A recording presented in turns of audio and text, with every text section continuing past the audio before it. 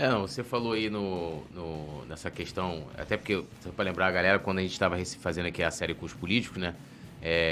E o Haroldo veio aqui com alguns, acompanhando alguns, e você falou muito dessa questão da criar a bancada do Flamengo, né? Exato.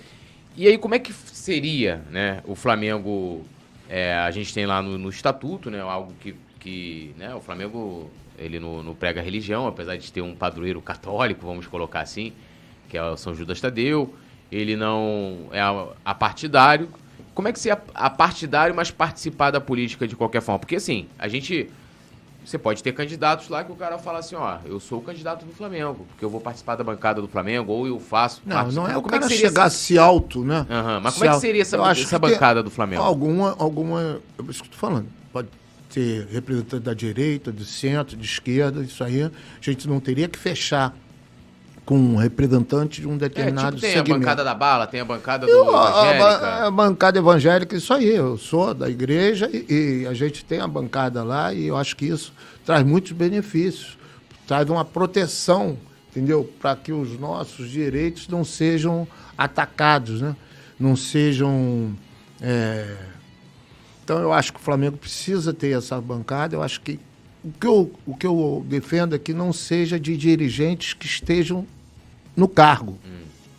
Eu acho que devem ser pessoas ou que já foram dirigentes ou pessoas ligadas ao Flamengo reconhecidamente, né? Temos artistas, celebridades, enfim, diversos que tenham um compromisso contínuo com o Flamengo, né, reconhecidamente. Eu acho que seria uma coisa bastante legal e proveitosa para o clube quando fosse necessário. Evidentemente que a política, eu acho seja o vereador, o deputado estadual, federal, o senador, seja o prefeito, o presidente da República, ele tem que estar defendendo o interesse macro. Mas, pontualmente, em algumas circunstâncias, como, por exemplo, agora essa que eu estou citando aí do estádio, a gente vai ter dificuldade para obter essas licenças. Não tenho a menor dúvida disso. A minha grande preocupação é como as pessoas poderiam se utilizar do Flamengo nessa questão de, tipo assim, principalmente em época de campanha, a gente sabe como é que é. A gente tem aí o estatuto, de certa forma, tenta proteger o Flamengo mesmo. Aí entra outra questão também, mesmo sem ser muito... vamos dizer, direto nessa questão, né? Que ele fala ali, campanhas alheias ao clube. Então, isso quer dizer qualquer campanha de qualquer coisa, mas ele não fala especificamente de uma questão política ou que tipo de campanha. Porque é como eu tô falando, muitas vezes tem coisas que, a depender de quem estiver julgando, da interpretação que a pessoa pode dar, e eu já participei de alguns processos de dar entrada em alguns pedidos, em 2018, por exemplo, quando o Bandeira foi candidato, sendo presidente do clube. E na campanha dele, ele falava o que eu fiz pelo Flamengo, e foi em embaixadas e tal. E lá na época, né, depois as pessoas mudaram de ideia, mas aí também eu já não... eles arquivaram o pedido que eu fiz para poder analisar a situação do Bandeira. Eu falei, olha, ele está claramente ali ferindo o estatuto, usando o Flamengo, não sei o quê. Eu acho que se ele não for mais dirigente, eu acho que não tem problema. Não, mas aí que tá que eu tô falando a questão, tipo assim, do cara utilizar o Flamengo na campanha dele. Mas eu acho que se ele só vai utilizar se ele tiver sido produtivo para o Flamengo. Se ele tivesse sido importante, no caso o Bandeira foi. Né? Todo mundo tem que reconhecer que muitos frutos da parte administrativa... Financeira, nem tanto, Túlio, nem tanto. Eu acho que mais da parte administrativa ele foi o presidente pé no chão, responsável. Financeira, eu ainda discuto, porque muitas das coisas que ele colheu foram frutos que, se eu tivesse lá, você teria colhido e eu também. Vamos lá. O Clube dos 13 implodiu em 2012, quando ainda a Patrícia Amorim era presidenta do Flamengo. Aí o Clube dos 13, que antes pagava, a TV que antes pagava o Clube dos 13, e o Clube dos 13 fazia uma divisão lá entre os clubes, o Flamengo e o Corinthians recebiam um pouquinho mais, depois tinha um outro grupo, São Paulo, Palmeiras, Vasco, que recebiam a segunda cota, tinha um outro terceiro grupo que recebia uma outra cota, e o quarto grupo.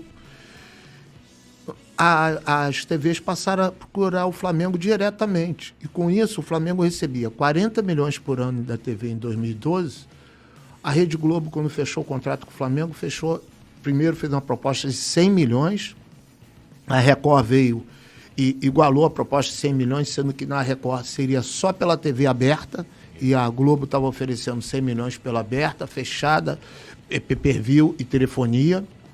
E aí a Globo, quando soube que a Record ofereceu 100 só pela TV aberta, aumentou para 130 milhões essa proposta.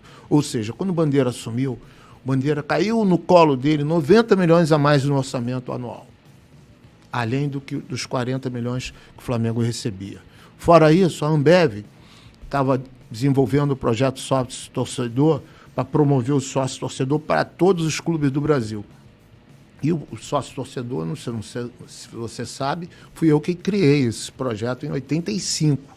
Eu que tive a ideia, um nome, inclusive, que eu batizei foi de torcedor oficial, que eu acho que é um nome que condiz mais com a verdade. Conta aí essa história pra gente. Porque sócio-torcedor, na verdade, o cara não é sócio do Flamengo, nem pode votar. Na maioria dos clubes ele não pode. Então, era qual gestão? 85? Era Jorge Lá, não? Jorge Lá, 85? Não, mas eu criei em 85, mas não entrou. Ah, o tá. primeiro clube que aderiu foi o Celso Grelê do São Paulo. Ah, tá? Mas foi desde 85 que eu criei o torcedor oficial, que é a nomenclatura que eu acho que até hoje mais verdadeira. É um torcedor que colabora com o clube e ele é identificado. Você sabe onde ele mora, sabe o endereço dele, você tem o e-mail dele e tudo mais. Porque ele não pode entrar no clube na maior parte das vezes, não pode votar, então ele não é sócio torcedor, é uma nomenclatura equivocada. Então, voltando aqui, a Ambev estava desenvolvendo a promoção do sócio torcedor, que era a grande dificuldade. Naquela época a internet ainda gatinhava, né? Como é que você ia falar com 40 milhões de torcedores no Brasil todo? Para você fazer uma campanha nacional de publicidade, você ia gastar milhões, mais do que você arrecadaria. Então, é uma dificuldade muito grande para a gente implantar o torcedor oficial naquela época.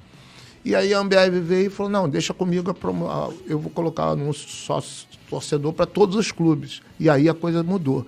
E com um sócio torcedor elitista, na minha opinião, só pode ser sócio torcedor com cartão de crédito. Você vai lá e, no mínimo, 6 meses, faz um pacote mínimo de 6 meses, que te dá uma longevidade, uma garantia, mas, por outro lado, você exclui milhões que não têm cartão de crédito e os que têm, alguns que têm com valor pequeno, fixado, que o cara não pode chegar lá e pagar uma mensalidade 6 meses de 50 prata por mês, que dá 300 prata, o cara tem um cartão de 1.000, aí ele vai no supermercado fazer a compra, o cartão não passa, porque tem 300 pendurado lá do Flamengo, a dona encrenca vai botar ele para fora de casa, vai falar, que história é essa? Como é que você faz um negócio desse? Você contrai lá uma dívida no Flamengo lá por 6 meses, de 300 prata aqui no cartão, o cartão tem 1.000 e agora a gente fica sem compra aqui em casa. Então, essas coisas é elitista. Mesmo assim, o Flamengo passou a arrecadar mais 25 milhões por ano. Então, se você agregar 25 milhões do sócio-torcedor que antes não tinha, que foi um projeto acompanhado e desenvolvido pela Ambev e que foi lançado no 14º dia de janeiro, ou seja, 13 dias após o Bandeira ter assumido, que trouxe para o Flamengo mais 25 milhões. Com mais 90 milhões do acréscimo do contrato de TV, a gente tem uma receita a mais de 115 milhões por ano para o Bandeira administrar. E aí que entra a competência do Bandeira e do seu grupo, que foram extremamente responsáveis nos gastos e administraram muito bem essa receita, fazendo a quitação de 70 milhões por ano, em média, de dívidas, durante 6 anos, 420 milhões, e outros 300 milhões foi no Profut, 35 anos faturado, e zerou a dívida do Flamengo. Foi aí.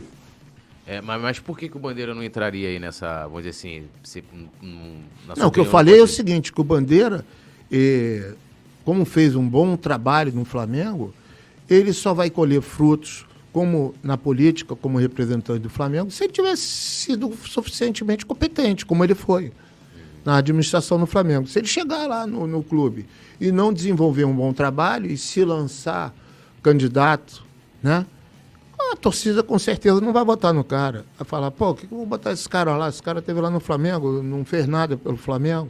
Então eu acho que, inclusive, isso motiva o cara que é amador chegar lá no Flamengo, fazer um bom trabalho, se ele tiver com alguma aspiração futura, política, social, seja lá qual for, só vai agregar, só vai conseguir êxito se realmente ele desempenhar uma função legal, positiva, de maneira positiva, dentro do quadro de dirigente do clube, que é um quadro amador que não recebe dinheiro. Eu tenho ainda um pé atrás sobre essa questão da bancada, porque do Flamengo, primeiro assim, como que seria esse uso, né?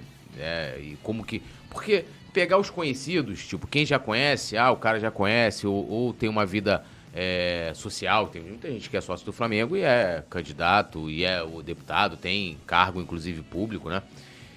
De como pessoa, vamos dizer assim, como é que a gente coloca? Como é que eu poderia... O carreirista, não? O aproveitador, sei lá. Qualquer carreirista. Tipo, tipo, uma pessoa que pudesse se aproveitar, um aproveitador, né? Tipo, mas que eu te falei, ele só vai se beneficiar, só vai se aproveitar se ele tiver na sua passagem no clube, na sua ligação com o clube, ainda que ele não tenha sido dirigente, mas que ele tenha uma convivência mínima, que ele tenha sido produtivo para o clube. Alô, nação do Mengão! Esse é o Coluna do Fla. Seja bem-vindo! Se inscreva no canal, não esqueça de deixar o seu like, pega o link, compartilha pra geral, comente bastante, queremos te ouvir. Aqui você tem a melhor transmissão dos jogos do Flamengo na internet. O Coluna é brabo e tem o Podfla, o podcast da nação. É muita resenha e um show de cobertura do maior do mundo, do jeitinho que a nação merece. Esse é o Coluna. Saudações rubro-negras.